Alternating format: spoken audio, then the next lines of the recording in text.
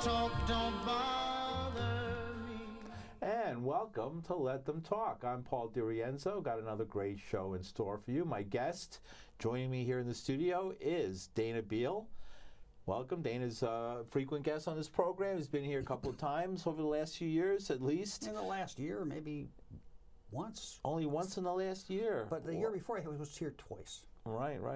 But, you know, we have to go to you every once in a while to find out what's going on in the world of addiction treatment, and particularly your knowledge and expertise in the African rainforest root bark-derived drug known as Ibogaine, which comes from the plant called Iboga that grows in West Africa, and which you and I wrote a book about called the Ibogaine story. Ibogaine story, right? The report on the Staten Island Project, and there's a story why we call it the report on the Staten Island Project, and of course the reason I'm so fascinated by Ibogaine is that it's anti-addictive, and it has other properties as well. So we have an hallucinogenic drug, a child of the 60s, a child of the people, brought to us, it was already being used in Africa, of course, but brought to us by exactly those people that Senator Beauregard Jefferson Sessions III, who will soon become the next Attorney General of the United States, have said should be, executed. Well, I don't know. There was an interesting thing in the paper this morning about the secret military prisons under Assad. Yeah. And, where 13,000 people were killed? With Trump cozying up to Putin, he's obviously very, very upset about people protesting and trying to get rid of him. And we were talking about how the Nixon experience really forever scarred the Republican Party. Yes. They'll do almost anything to stop that from happening again. This is a problem because I thought RT was backing Trump. For people who weren't around. But RT said today that the human race will go extinct in 9 years, which is 1 year after Trump will be finished an 8-year term. So is he really? Are because you saying because of global you're really warming. Truly saying that Trump is the Antichrist? He's heralding the end of the world as written about in the Antichrist is a thermonuclear disaster. In the apocalypse. This is more like a dust bowl. And in 1935, we had a warm winter like this, and by July, there were clouds of dust going all the way to New York from Oklahoma. Well, I just wanted to add that if you look at the website of the Bulletin of the Atomic Scientists, where they have a clock that was moved forward now 2.5 minutes to midnight, from 3 minutes to midnight because of Trump's statements about nuclear war, that in fact they, as an equal threat to humanity, list now nuclear war and global warming. They're both within the purview of the Bulletin of the Atomic Scientists because we've both learned by science, which is something Mr. Trump is trying to recheck, right? Isn't he? Well, he, for all I know, he's going to take all the scientists and put them in the secret military prisons. Right, because they're all liars, right? Purveyors of false facts and alternative news and fake news and all these kind of things. Now, all the scientists, of course, makes you wonder who is the brilliant purveyor of real news and true facts to Mr. Trump, or as I call him, President. I have a little bit of real news. All right. Okay, at 208 West 13th Street, we're having a thing sponsored by the Department of Health and Mental Hygiene, which is the city, the Department of Health, which is the state, 4 AIDS service organizations, and ACT UP on crystal meth. And crystal meth is like a huge problem in what the gay is community crystal because meth? people do crystal meth, and it's methamphetamine. Speed. What they used to call speed kills, right? Speed kills. But basically, the way it's killing people is that they trip for days having wild sex, not using condoms, and forgetting to take their HIV meds. And you have people walking in at the age of 56 who look like a Parkinson's patient, right? So Ibogaine actually expresses a nerve growth factor that regenerate. Well, it low doses turned out to be effective for Parkinson's. So we're thinking low doses, without any of the risk of like the big dose they give for heroin, over a period of time, Yeah. could be really good for crystal meth. Well, I was watching I was listening yesterday to a In program. fact, there's people who've been treated for crystal meth, and it is good for I crystal was meth. listening to a program yesterday about the use of low dose LSD for people who suffering from depression and different things, and where they're finding success in giving people what they call so low that it's almost like with that kind of medicine that's used, very, very low dose medicine. Homeopathic doses. Homeopathy. Homeopathic doses of LSD have been shown to have some sort of clinical effect. Well, no, actually, what it is just Ibogaine is really, really potent nerve growth agent. And they were looking at this GDNF, which is the nortropin. What's nortropin? A nortropin is a nerve growth factor. A nerve growth factor is Right. something that exists in your body naturally that helps nerves, like the stuff that makes up your brains and connects the stuff that you feel Kind of bounce back. Right, bounce back. For So when you feel like burn off the ends of those little dendrites. And wasn't the guy who played Superman, who was terribly injured in a horse accident and tried to walk, and nobody said he could because you can't regrow nerve? Right. I thought you couldn't regrow nerve Well, tissue. that's what they said, and then in the last 50 years we discovered that the brain has about 30 different nortropins that cause different parts of the brain to grow back. So in fact, the brain does grow, and nerves can regrow. But the problem is you have a lot of this stuff when you're in the womb, right? In fact, without GDNF to make adrenal glands, which is where your adrenaline comes from, you never grow a kidney. In fact, the kidney, you think of the kidney as the scaffold to hold the adrenal gland, adrenal gland, which of course is gives you the fight or flight response. And dopamine, of course, gives you sex. Right. So you got everything there. These are different hormones and neurotransmitters. This is not a hormone. It's actually a large peptide. You could think of opiates, right, like endorphins, as being smaller peptides. Right. But basically, if your neuron sends out a spurt of this stuff, and the other neurons nearby, I'm going to grow towards that. Oh, I see. Right, so they can connect. Oh, I see. So it attracts the nerves towards certain directions, so they can. Yeah, because you got to somehow tell the little buggers how to grow. Right. So you're saying that this hallucinogenic drug that comes from religious practice, can I finish this question? Who comes from a religious practice in West Africa, actually has these other things that are beyond all the hocus pocus of Bwiti and tripping and meeting your ancestors, and actually has a physical and biological effect that's measurable. A substrate. It's got a basis for this interesting stuff that you experience. Right. And there's something really going on. Although many people have been have always looked towards. We've had Dimitri here, for example, who's talked about that it's the religious, the spiritual effect of meeting your ancestors, of being in the presence of Bwiti, the West African god, that is summoned by taking this root plant bark.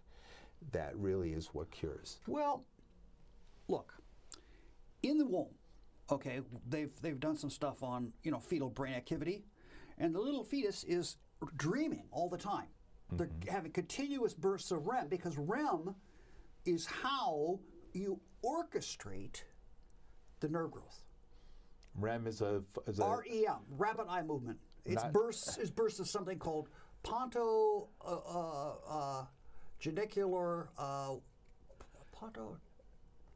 the part of the time when you sleep. Pontogeniculo-ocular waves. Your eyes are moving around a lot. Yeah. When you're sleeping, deep in sleep, right? It's not even the deepest part of sleep, is it? It's actually, it's near the surface. Near the surface and the thing is that but it's a type that rests you. You remember your dreams. Right. Right. So there's actually a crossover between normal waking and the dream state. But you see, in the Bible, interestingly enough, on Dimitri's point, 95% of all prophetic events happen in a dream. Right? It's just he had a dream, and the dream was very significant. They call it lucid dreaming. Lucid dreaming. Right. So there is a connection to the spiritual through dreaming. I'm not going to speculate on ultimate reality. That's not my job. My job is to take these people from the city and give them 30 minutes on the latest findings of neuroscience as it pertains to addiction. I just want to point out there's something called Wellbutrin, right? Wellbutrin. Wellbutrin is a nicotinic antagonist, but it's a kind of scattershot, right? By The antagonist. National Institute on Drug Abuse. What do you mean went by and antagonist? simplified? I'll tell you in a minute. Okay. They simplified Ibogaine Okay. to make it a synthetic called 18-MC. And they got rid of the serotonin because that was too much like LSD, and they got rid of the aspartate because that was too much like ketamine, right? And they said, we're going to make non-hallucinogenic Ibogaine. Turned out the stuff they made didn't express the nerve growth factor. Oh, I see. Right, so it was a great invention, So you're but saying all it does is more specifically target a certain subset of nicotinic acetylcholine receptors to block them, right? And So when you you're block saying these that a trip things, is necessary. You can't, if you have it without the trip, if you have it without the meeting your maker type of stuff. No, what you're saying, and seeing your life pass before you. If you don't have that. Apparently, when you have all this activity going on in the first few hours of Ibogaine, The near-death experience. when you upregulate, not everybody has that. When you upregulate You had it. GDNF, I don't remember it though, because I actually had a near-death experience, and they had to freeze me for 6 days. You didn't see the light. I can't remember, man. If they freeze you, you don't form memories. Oh, right. They brought your body temperature really low in order to prevent any brain damage from occurring until you. Yeah, I was dead for 3.5 minutes, so I was dead too long. And I didn't even get a T-shirt. You know, I didn't see God. Speaking of dead people, I wanted to just take this opportunity to mention the loss of the great Professor Erwin Corey. Died a couple of days ago. This is a shame, at man. the age of 102 years old, he was Great guy. a guest on this show numerous times. Great We had guy. wonderful times. He was a great guy, and we'll keep you posted as to when there'll be a memorial and things like that, because we all loved Professor Erwin But Corey. you know, when you say that this is a substrate, right? This is Dana Beal, by the way. He had a near-death experience, but he's still very much alive, as you can see. At least I think he is, unless he's a ghost. Thank God. Yeah. Okay. Anyway, when you have, it's like, you know, you have something boiling on the stove, right? And in the air, there's the smell of chicken soup, right? You have stuff boiling in the actual physical level, Right. and up in the mind, there's all this like visualizations. You're seeing things because your brain is stored a lot of visual memories. And remember that quantum coherence? Remember we came up with this stuff about the nature of thought being light, being laser light. Remember quantum coherence of microtubules? Yes. Well, the problem in with our that book. is, the problem with that is, how does things that are stiff, spiny, little like microtubules grow and change? Well, it turns out an ordinary, like, this is very important to addiction, see. In ordinary, like, consciousness, every so often, we discover we made a mistake. It's just clear we made a mistake, and we think back, and all the times that we like came to the wrong conclusion, we rethink, because we said, well, you know, it wasn't the person that I thought did, you know, this terrible thing. It was somebody else. So I can't blame them anymore. So you have an ability to like kind of quash, get rid of like memories, which are stored long term in calcium, right? The bones, the same stuff that your bones are The made out same of. stuff your bones are made out of is in your brain. Right. And these are Calcium ions, though, not in the form of... calcium microtubules. Right. And in the center of the microtubule, it's exactly 1 nanometer wide. It spontaneously lasers very weak light.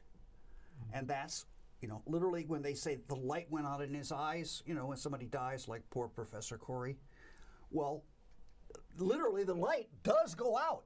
And that's the thing people have to understand. We have the ability to sustain with this, you know, biological shell, a mind of light. and it literally is light. Okay, so that makes it a little bit easier to understand. If you think about the flashlight and the light coming out of the flashlight, The both torch. of them are real. In England, they call it a torch. Both of them are real, though. Yes.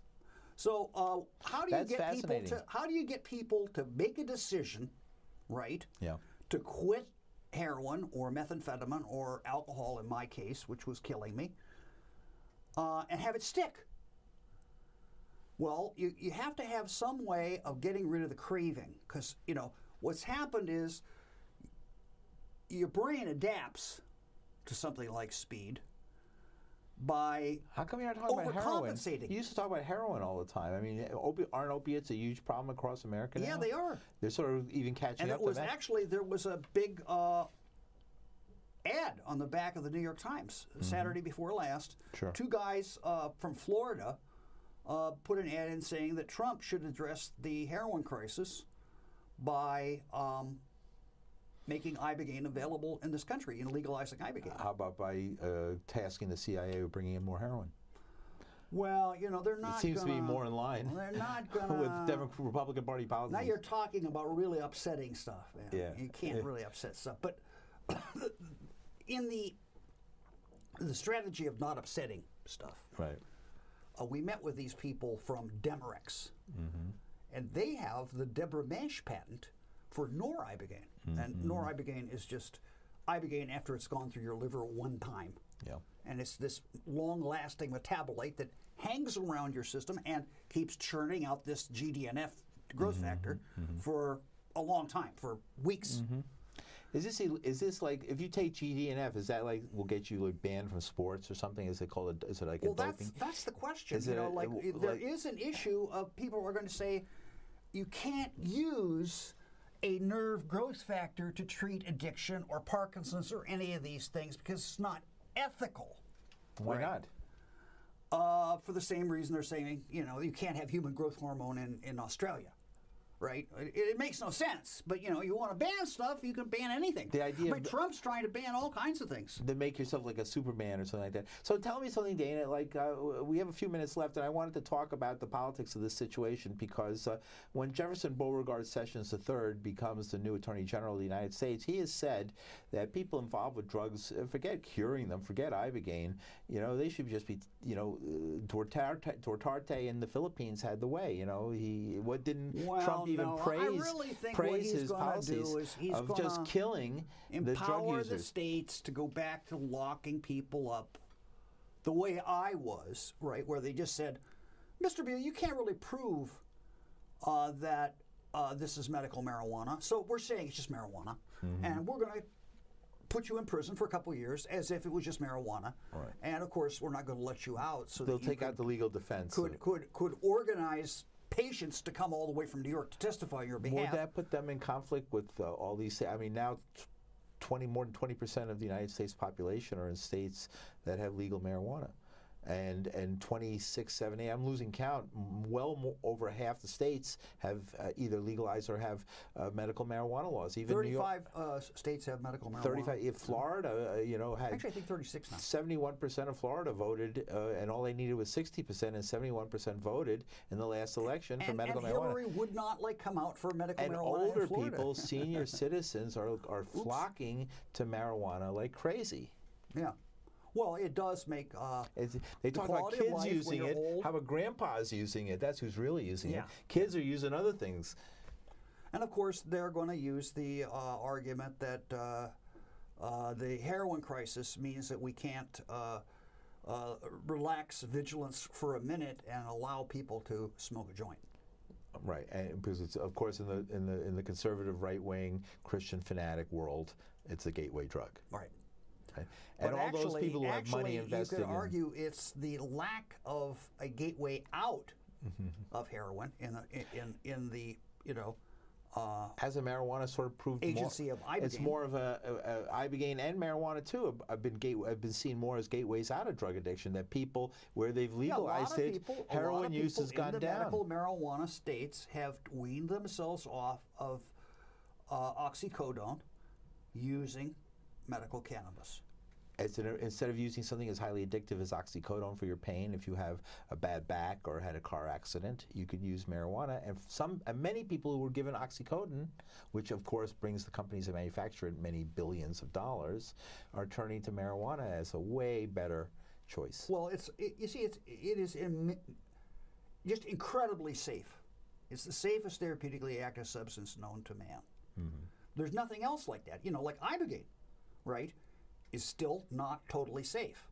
You have to have somebody watching you all the time. You have to have somebody watching you all the time. And if you have this thing called a congenital QT prolong, which is a tendency for your heart to put in too much time between the two beats, the Q and the T beat. I see. Then you can have this transient effect with Ibogaine that has, 1 in 1,000 people, lasts for about 15 minutes, but during that period of time, you have to have bottled oxygen. You have to. I've had relatives whose home looked like a pharmacy, and they were taking all these drugs, and the slightest confusion in taking it, which was surprising, it lasted as long as it did, just killed them dead. I mean, people who are taking drugs are often on the edge of death anyway, and they're being kept alive by these drugs, maybe, and the possibility of fatality is very strong. The Scientific American recently had an article where they really panned Ibogaine, and it is. Oh, really? Why did they do that? It's full of mistakes, but why is there so much resistance in the scientific medical community? There's a lot of doctors who support it. There's a group of people who believe that you should only use opiates to treat opiates. That the only legitimate way to respond is to give people Suboxone, which is a synthetic opiate, longer acting than methadone. Right. And these people think that it's just you shouldn't it's possible to do that, but the risk is too great. And basically, they'll come up with one excuse and reason after another. But what we've done is we've come up with a strategy. And so you don't think it's important why? It just is, so you have your answer to it. Well, you can't. It's more like a reflex. A religion. No, it's a reflex, and they're like looking around for ammunition to justify the reflex. I see. But what we did was we found out with this crystal meth problem, number one, while this group was setting up, they're setting up a program, the city is setting up a program as part of the End the AIDS Epidemic initiative of Mario Cuomo. And they're spending about $200 million. Do you see all those ads on buses? I play sure. Yeah. That's part of this stuff. And also for the addiction. PrEP and PEP. And the overdose. Which are drugs you can take the morning after you might have had, unsafe sex and gotten infected. You can stop an HIV infection in the first 72, 96 hours completely if you flood your system with this stuff. And basically the little microbes never dock on the port of the little cell, you got to block them from getting in there at the first beginning. This is great. They could actually end AIDS. It'll be expensive. But then they found out that it was a chink in the armor, which was the meth problem. Okay, while they were setting this up, one of my buddies in ACT UP named Carlos sent a bunch of people from Crystal Meth Anonymous, which is the other group, this is abstinence only, and got them treated. So now there's people wandering around 13th Street, the Gay and Lesbian Center, who've taken Ibogaine. Right. And you'll be presenting there this Thursday, right? Yeah, Thursday at 6 o'clock. This Thursday, 6 o'clock, the Gay and Lesbian Center on 13th Street. In room 310. And what time does it start again? It starts at 5:30, but I'll be coming on at 6:30. Okay, and do you have another information where people can contact you, Dana Beal? Yeah, you should. You can call me on my number 347-343-1791. You better say that again slowly. 347-343-1791. Okay, and look up Dana Beal on the internet. Well, no, you can also Dana Beal on Facebook, or you can do IDB 1947 at Gmail. ID Beal or IDB? IDB. IDB 1947 at Gmail. Right. Great. All right, so that's how to get in front. By the way, we have a few minutes left. I just want to use this opportunity, just take a minute, Dana, to say that I'm going to be working on a radio program that I'm launching on the Progressive Radio Network, prn.fm, and it's called The Torch, and it will be similar to Let Them Talk, only we'll be able to bring in people by telephone, so they won't have to physically be in the studio. And so that'll be Sundays at 1 p.m. at prn.fm, The Torch, my new show. And hope if you like Let Them Talk, you'll move on and listen to The Torch. And this coming issue, we're going to be featuring Paul Stanford, who's one of the largest growers, legal permitted growers of marijuana in the United States, and Stanley Cohen, who is a former current attorney for Hamas. Okay, but let me give you the second half of what's happening with the crystal meth working group, because this is an official city working group. Yeah. We were talking to these people from Demorex who own the patent on desmethylated ibogaine, or noribogaine, which is just like ibogaine, except you don't trip. Mm-hmm. And that does express the growth factor, unlike the synthetic 18-MC. Mm-hmm. And they are very interested in giving it for Parkinson's. They're doing a chimp study where they have induced Parkinson's in the chimps, and they're going to give animal them testing? Noribogaine. Do you get a lot of trouble for animal testing? Ain't me. And if this is successful in the chimpanzee model, supposedly the Michael J. Fox Foundation is going to do phase 2 trials of noribogaine for crystal meth. Right. Let me finish. All right. This is important. Go take it. That means that about a year, we might be able to get our hands on some noribogaine, if they're doing stuff in New York, to try to give to some people who have a crystal meth problem. And what we have to do is go back to the end of the epidemic, people at the state level, and pass a rule on the state level enabling people to put in a compassionate use IND to use an experimental drug, noribogaine, in the city system. All right. So people should get in contact with you and through ACT UP to learn more about how it seems to be the focus is more on fighting AIDS and fighting addiction these days, Dana. Well, we only have had 20 seconds. That's well on its way. I think that now we can start to deal with addiction. All right, we'll talk more about it. We'll have you back on again, talk more about addiction. All right, thank you very much, and we'll see you on the radio as well as on television, prn.fm, this Sunday at 1. Okay.